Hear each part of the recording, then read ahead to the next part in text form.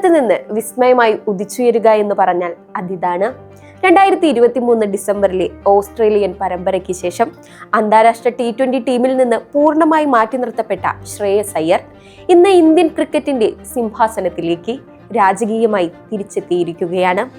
സൂര്യകുമാർ യാദവിന് പകരക്കാരനായി ടീം ഇന്ത്യയുടെ പുതിയ ക്യാപ്റ്റനായി ശ്രേയസ് എത്തുമ്പോൾ സെലക്ടർമാർക്ക് മുൻപിൽ വാതിൽ തുറന്നത് IPL-ലെ അദ്ദേഹത്തിന്റെ അമ്പരപ്പിക്കുന്ന പ്രകടനമാണ്. ഈ സീസണിൽ പഞ്ചാബ് കിങ്സിനായി 498 റൺസ് അടിച്ചുകൂട്ടി മുന്നിൽ നിന്ന് നയിച്ച ആ പോരാട്ട വീര്യം തന്നെയാണ് ഈ വജ്രായുധം വീണ്ടും എടുക്കാൻ BCCI പ്രേരിപ്പിച്ചത്. നായകനെന്ന നിലയിൽ ശ്രേയസിന്റെ റെക്കോർഡുകൾ എതിരാളികളുടെ നെഞ്ച് വിറപ്പിക്കുന്നതാണ്.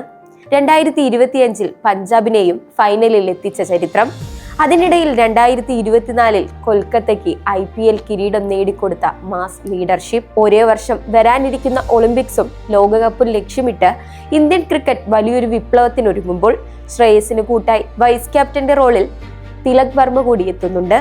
തന്ത്രങ്ങൾ കൊണ്ട് കളം നിറയുന്ന നായകനും ചോരത്തളപ്പുള്ള ഉപനായകനും ഒന്നിക്കുമ്പോൾ ഇന്ത്യൻ ക്രിക്കറ്റിൽ ഇനി വരാനിരിക്കുന്നത് എതിരാളികളെ ഒന്നടങ്കം തകർത്തെറിയുന്ന ഒരു പുത്തൻ പടയോട്ടമായിരിക്കും.